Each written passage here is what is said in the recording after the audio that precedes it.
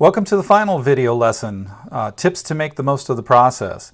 Thanks for watching all the way through these video lessons. If you've watched them all, then I think you're going to be very prepared for the process going forward, and you're going to be able to make the most of it, which is really exciting for me because I think that's what it's all about. So let me start with some general tips, and basically what I'm trying to do here is help you to avoid certain pitfalls that I see people commonly encounter along the way. And the first one, which you may not have really thought about or thought about as a pitfall, but is your counselor. And I've been on the committee and talked with counselors that really had no idea what the business was going to be or how it was going to be successful. And that's really critical. When you're on the self-employment committee, your job is to review the feasibility studies and business plans and to make sure that this support is merited, that there is facts, data, information that's available that says the odds are this will work if VR supports it. A counselor should be well prepared for that discussion. They should have all the facts and understanding that they need to have to be able to answer the committee's questions. My recommendation is sit down toward the end of the process when you've got everything kind of ready to go and talk for a little bit with your counselor to make sure that they understand what your business is and why it's going to be successful. It will probably be one of the most important hours you'll spend during this whole process. That will really give the counselor a leg up in the process in understanding what the committee needs to hear and needs to understand as far as your self-employment prospects. The other pitfall I see people driving is that they're kind of passive in the process. And what I mean is they're waiting for things to happen. What's the qualified business expert doing? What's the counselor doing? That's not the approach you want to take. You really want to be in the driver's seat through this whole process, making sure that everybody has the information that they need, making sure that people are proceeding to the next step on time, that you don't want to be a pest about it, but you want to be on top of it. I think the best thing you could do here is coordinating by email or by phone call with all of the people that you have involved with this process and just making sure that it's moving forward. If you do that, I think you'll be just fine. Make sure that you stay on any assignments that you're given. Don't delay. If the assignment's been given to you, that means the ball's in your court and it's going to wait. The process is going to wait probably until you get that assignment back. So if a QBE or a counselor or someone who's given you an assignment, get it done as quickly as possible. Pretty much nothing's going to happen until that gets back to them. Communicate with your counselor and qualified business expert throughout the process.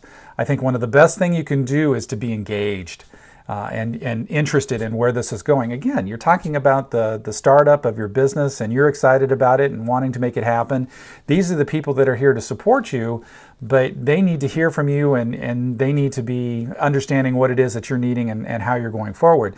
They're part of your team, so communicate with them. I think it's one of the most important things you can do throughout the feasibility and business plan process.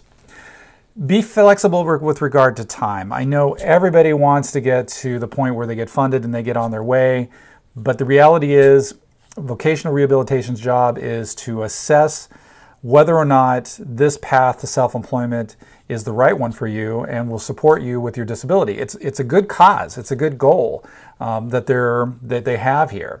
So help them out by being patient and answering any questions or going through anything any process that they need to do.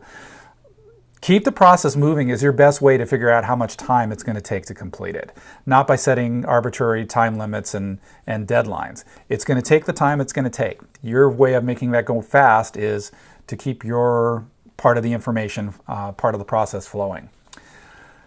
Take advantage of the business and technical training. One of the things I didn't get a chance to really do in this video, but if you look on the Soloprenur.com site in the future, you'll see, to me, money vaporizes. I've seen business loans and grants. They're typically spent in a couple of days. What really matters is what's bought with them and what type of skills and understanding that the client has about making their business successful. One of the things that I think vocational rehabilitation is really terrific in supporting is business and technical training. So if you need those, and I haven't met anybody that doesn't, ask your qualified business expert, ask your counselor what type of business and technical training would be appropriate for you and see if you can get support for that. I really encourage that you do that. Take advantage of it. It's not just about the money.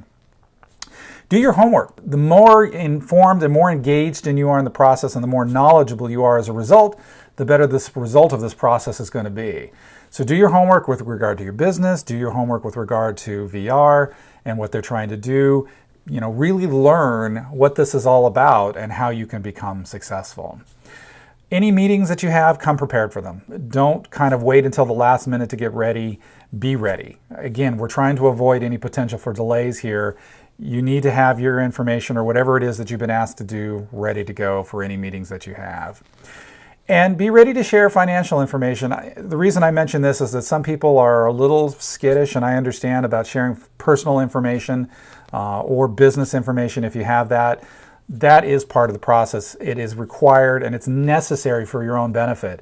What we want to make sure of as we evaluate this is that you are personally, financially ready for the process. You can actually withstand the startup process that's going to happen, and that your business, if it's in the startup phase, is actually on good footing. We don't want anything to happen to your business that could damage it or destroy it altogether. So sharing this financial information is going to have real benefits for you. Okay, and that's it for the general video tips. I want to thank you again for watching all of these video lessons. I hope that, again, that you're more informed about the process that you're about to engage with going forward, and that you're ready to take advantage of it. I think it's a great process. Again, I can't say enough good things about vocational rehabilitation and what they're trying to do to support you and your goals for self-employment.